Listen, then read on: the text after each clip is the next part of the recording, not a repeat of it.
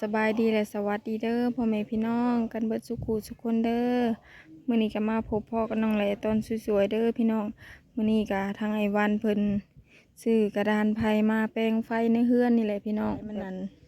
บ่มีบ่อนปิดบ่อนเปิดนั่นแหละพี่น้องก็เลยว่าซื้อกระดานไผมาแปลงไฟพี่น้องเอ้ยโดยเนาะไปเบิ่งทางในเลยพี่น้องโดย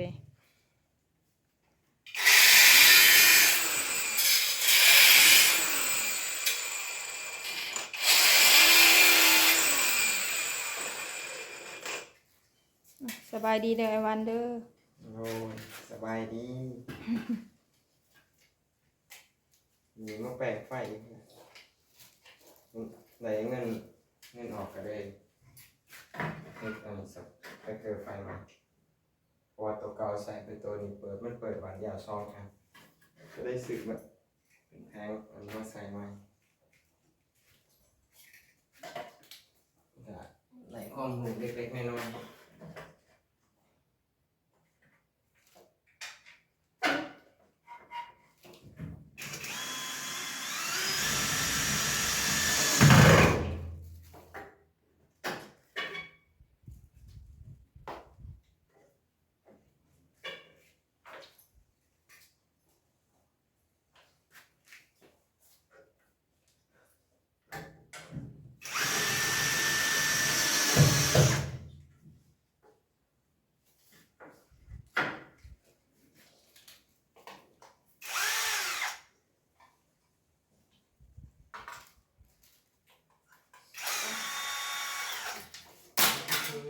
ตัว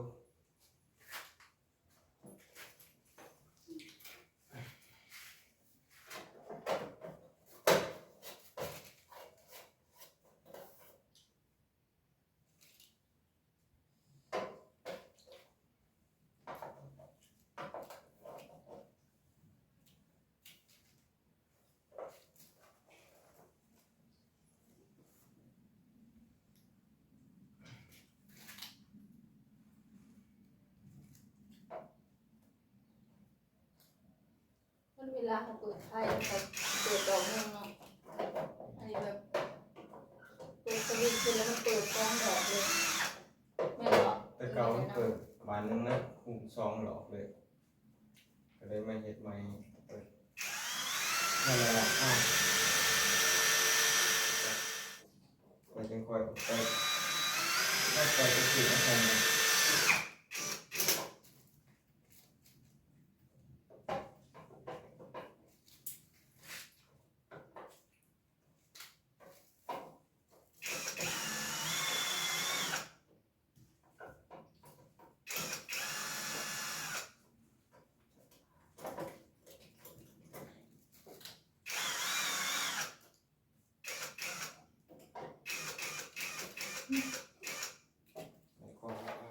สวรรค์คอยตัวเราดูดี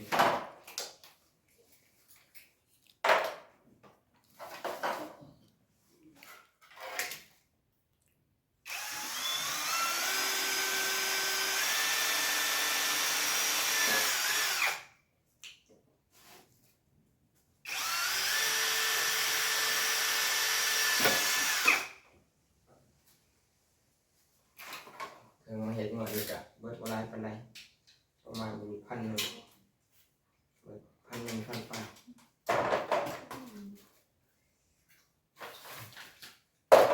ฟเขากระสีมาครบเลย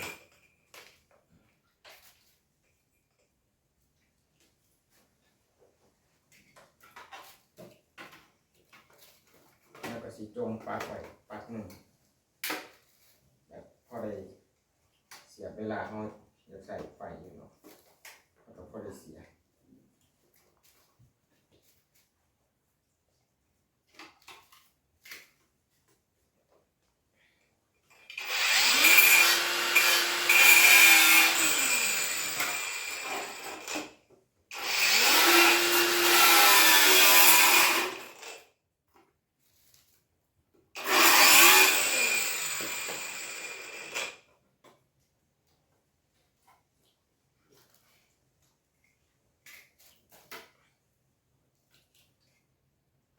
ไฟฟ้าเขากับเป็นปานใดเนาะแต่ว่าเห็นสร้างเพิ่นเฮ็ดเขากับเพิ่นเฮ็ด มาใส่งาน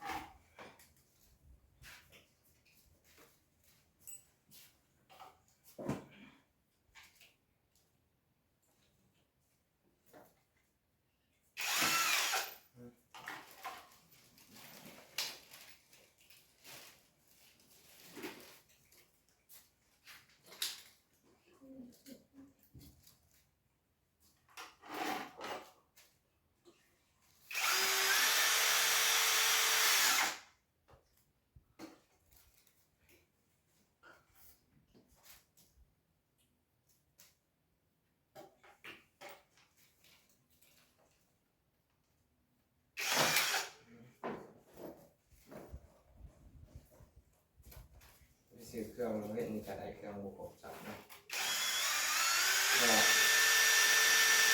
โอ้ออกไปเลยมันกระทันหันออกไปซื้อเครื่อง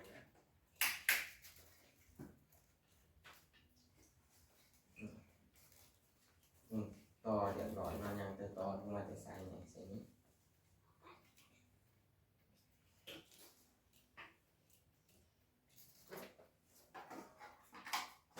ที่ก็สิเป็นสายที่เราสิต่อนี่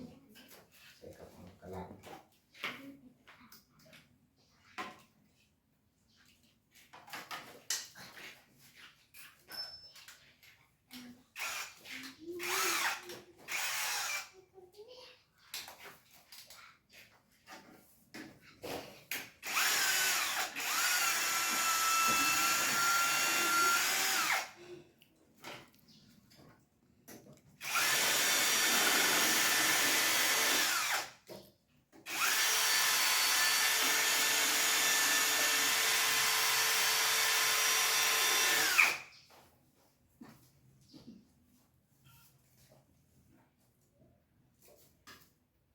สองเวลาทำเบียดจึงค่อยได้เฮ็ด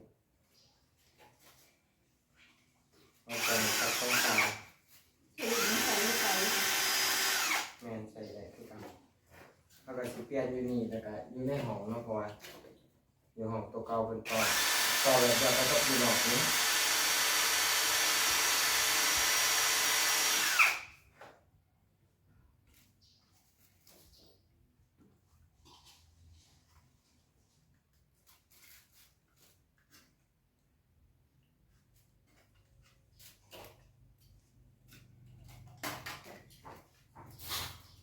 ขีดเรียนบอกขีด เด้ง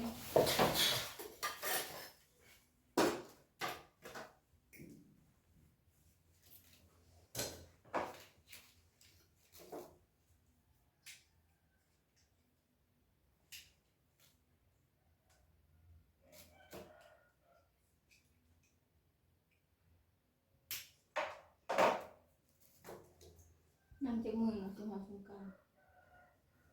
ชอบเหมือนช่างเหมือน สองสามมื้อ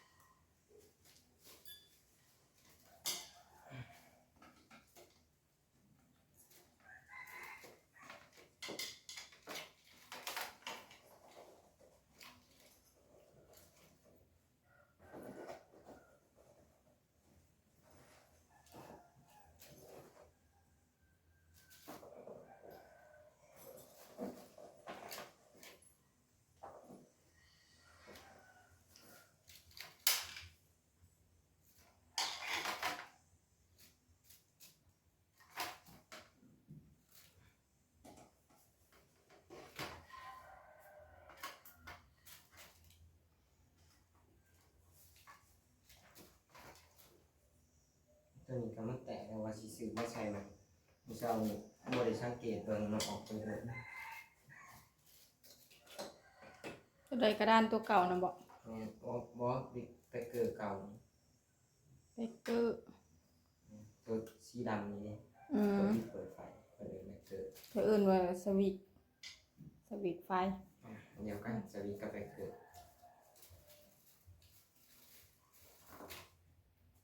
เช้าเข้าไปแล้วกับบ่ได้เครื่องกรองแล้วจะออกไปเฝ้าไปเฝ้ามา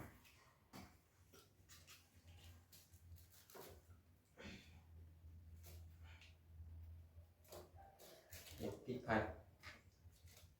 บนได้กับขอโทษขอไฟน้ำเนาะแล้วเขาก็ขังเลยเด็กกับไฟ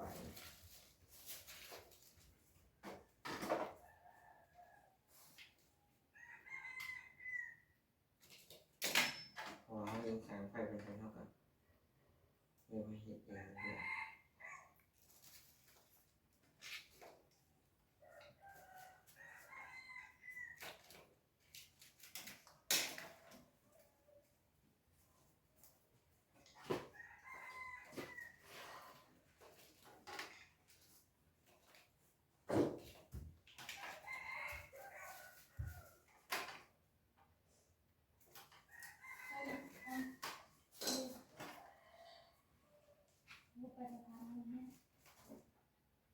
เขาก็เป็นขัวครับในสายฟ้าสายไฟส่วนสายสีน้ำตาลเป็นสายกลางโอ้โหเป็นสายกลางสายล่างเขาก็มันถูกกันเนาะ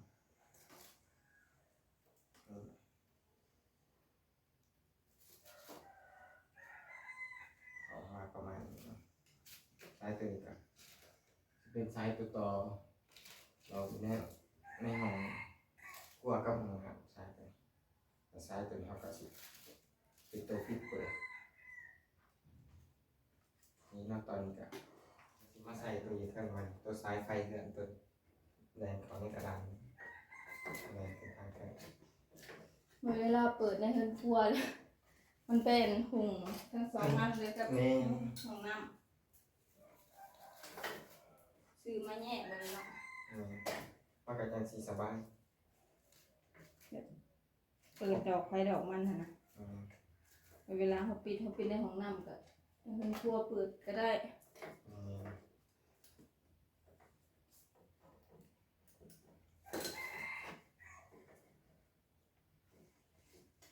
เราต่อกันลักๆมันกับบอสลักซีกันสลักซีแล้วมันอยากขาดนั้นเป็นจะพวกสายไฟที่เราจังสีได้ซื้อกิบมาใส่ใหม่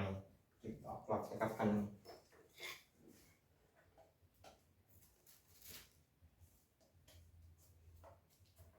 เขามาแปลงภายนี่เขาก็งับสวิตช์ใหญ่ลงเหลืออยู่กระดานบนเปิดน้ำบนเลยพี่น้องสวิตช์ใหญ่ ห้องน้ำบนสวิตช์ไงจะได้มาเห็นตัวนี้เนาะหลังจากห้องเห็นตัวนี้แล้วก็ไปเปิดเลยขึ้นตัวสวิตช์ไง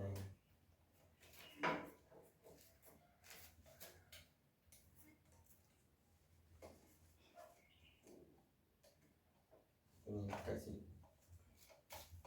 เสียบใส่เป็นชั่วข้าวก่อนเนาะตัวนี้ก่อนเขาไปตลาดอีกรอบนึงเขาจะซื้อมาใส่ใหม่พอตัวนี้มันแตกสองอัน ก็เลยมันเกิด สอง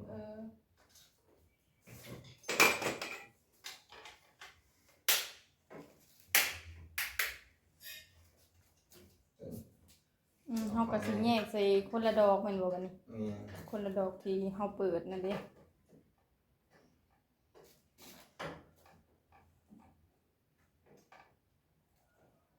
ได้บ่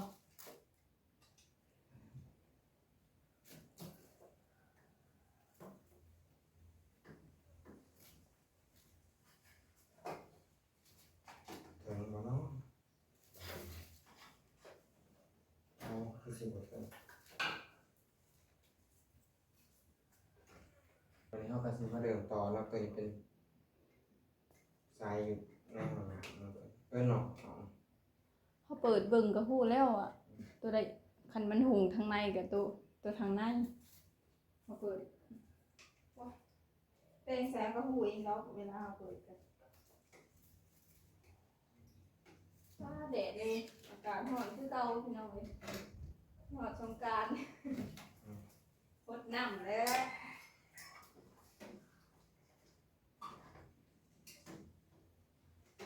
นี่ก็เป็นสายไฟบวกเนาะสายไฟมีไฟตรงมันก็สิมาต่อใส่กันนี้ไปเอาสกอตใหม่เขาเนี่ย ชื่อใช่ อยู่ในห้องเอาสิมาตีตัว ไม่ทำไรเนาะ ตอนนี้เขากะต่อใส่เรียบร้อยเนอนยังไปตีสกอตนี่เนาะที่ต่อออกมาได้ก็สิประมาณนี้หลังจากที่เขาต่อเรียบร้อยเขาก็สิมาพันสกอตไว้พอเขาบริสุทธิ์ว่าความหูเล็กๆน้อยๆใส่กะพอได้อยูไฟกับในเดือน พอแป้งได้เนาะ นี่ตอนนี้เขากับเสร็จแล้วเนาะประมาณนี้ เอาลงแต่บนหัวติด นี่สายกาวมันแล้วก็ตอนเป็นไฟนี่ใส่นี้ แน่นแล้วบ่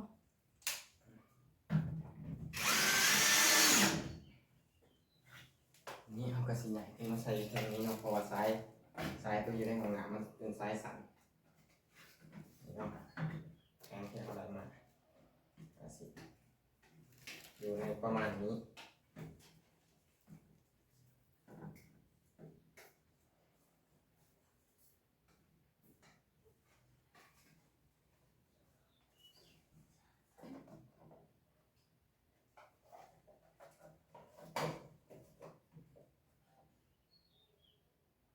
มาตอนนี้เขาก็เปิดไฟเลยเนาะ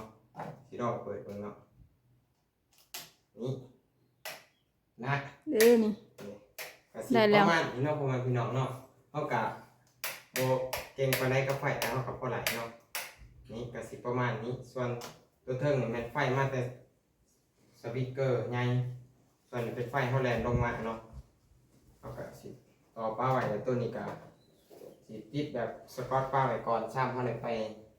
ตลาดเขาจึงสิซื้อบ่เปลี่ยนใช่ไหมเนาะแต่เกินเขากะสิมาประกอบเขาเนาะเพราะว่าเขาต่อแล้วเรียบร้อยเนาะคือพ่อแม่พี่น้องเห็นแล้วเมื่อกี้นี่อาจารย์ ได้บ่ คือพ่อแม่พี่น้องเห็นแล้วเนาะกี่เนาะอะไรแล้ว ได้แล้วก็ตัดเลย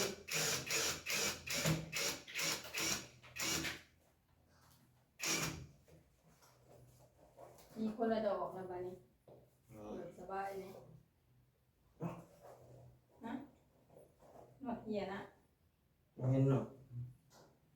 ตัวนี้ก็ออกมาเป็นตัวนี้เนี่ยโว้เป็นยังไงบ้าง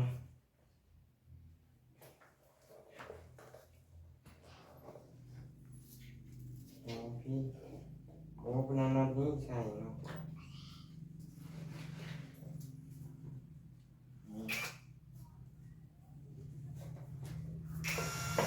น้ำเย็นให้เรากินเบัดสิ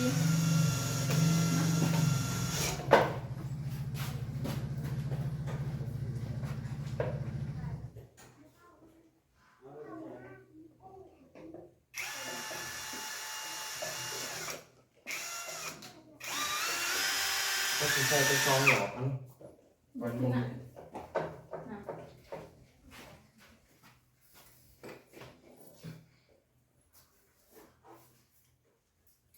งานแต่ในห้องตัวนี้แล้ว แม่มันเป็นตัวนี้ของ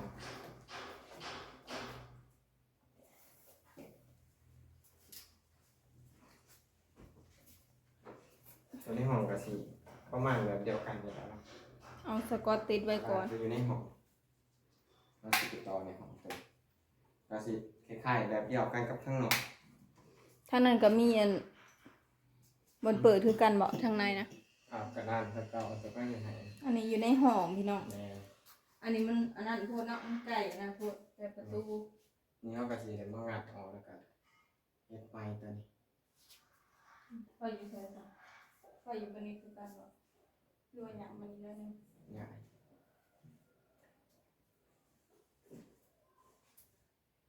นี่ก็สิเป็นสายไฟเนี่ย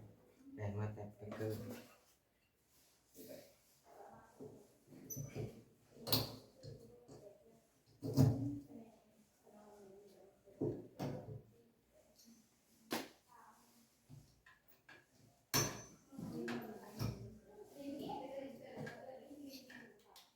นยิงแล้วตกเก่ามันเห็น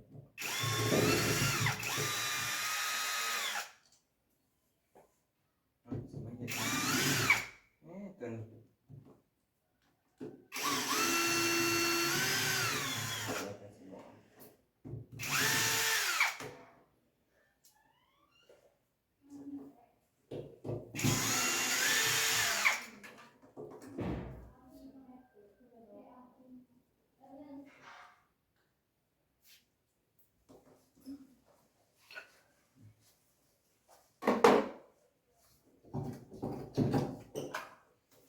นี่เราเอาแนบไว้พอเดี๋ยวมาดันประตูดิเอาประตูแนบไว้ นี่เป็นสื่ออันหนึ่งดังมาใส่นั่นแหละการเฮ็ดไปแต่ละเด็กน้อยต่อเติมนี่กัน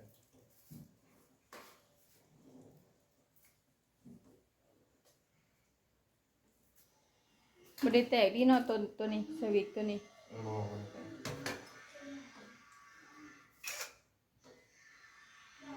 ตัวนี้ก็เป็นหลอดไฟในห้องเนาะเพราะเขามาแต่ละเที่ยวกับปิดเปิดตัวนี้เปิดหลอดไฟนี่กับโมเป็นยังเนาะเพราะว่าเขาปิดไฟแล้วเนาะเขาจังหายจัง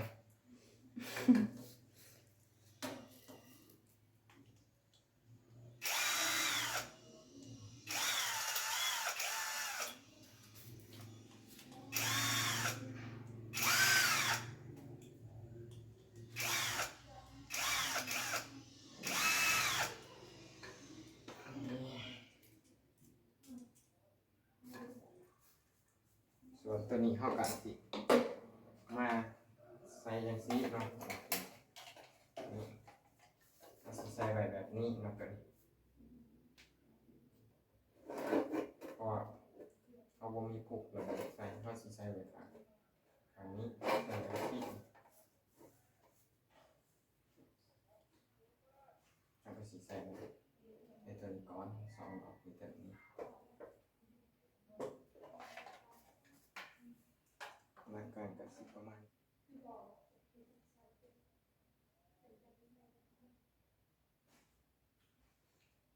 จับซอยบ่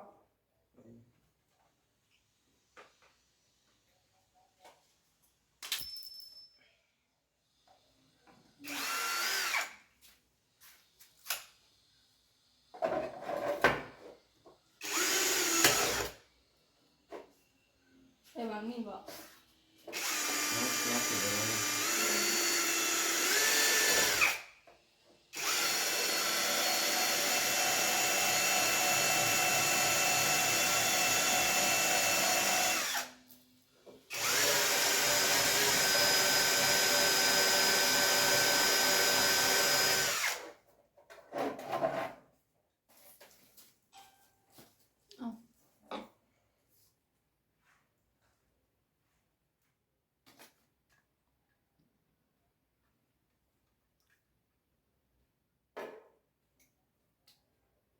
เอาทางในยังฮ้อน แต่พวกเปิดให้มัน ตาเซงเข้ากันเปิดอันเดียวก็พอเดี๋ยว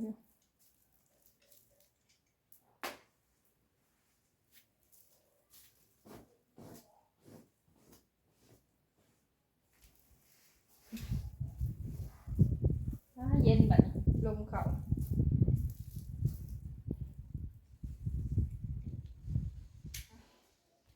ใส่เลยเนาะบัดนี้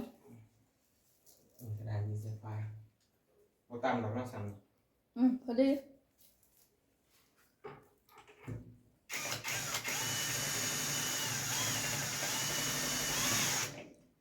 ก็สิใส่เป็นวางเก่าอยู่เนาะ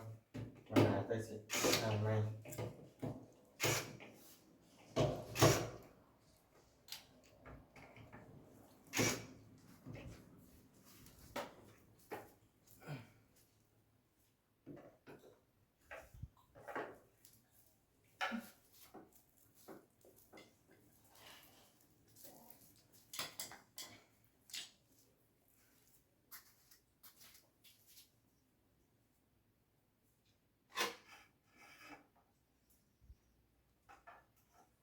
เราก็สิต่อแบบเก่าเนาะแบบเก่า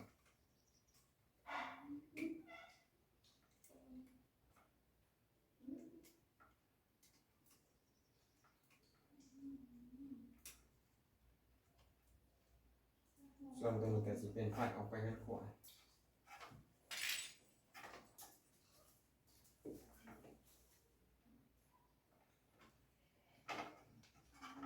นี่เด็กเลยดูมาใช้ไฟเขาในกระดาษปัตตานี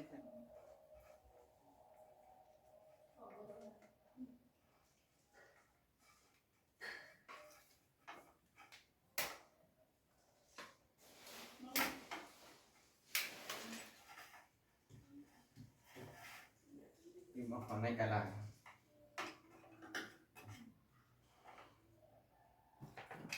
เอาสกอตมาให้ในเด้อสกอตดำ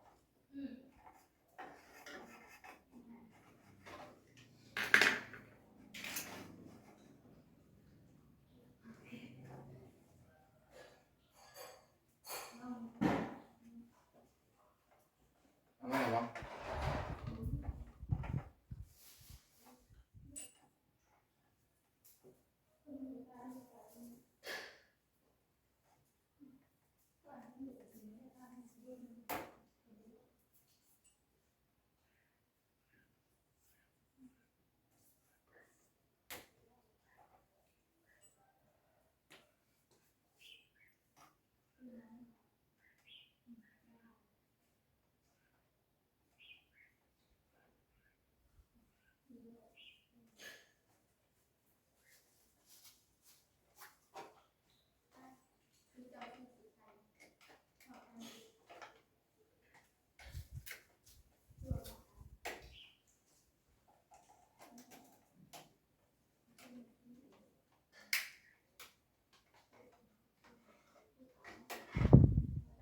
ส่วนตรงก็สิเป็นคลายไฟเนาะเลือดมาจะไปเกิดเนี่ย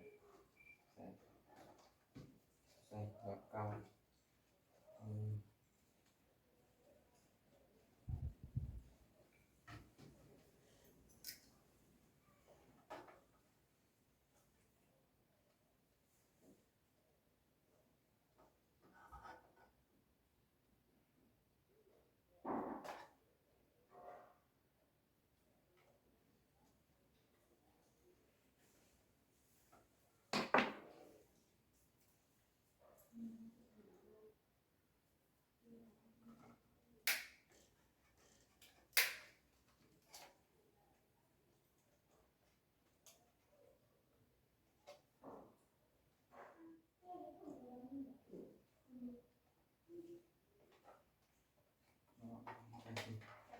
ว่าเกาะเขากระด้างคือเก่าเนาะ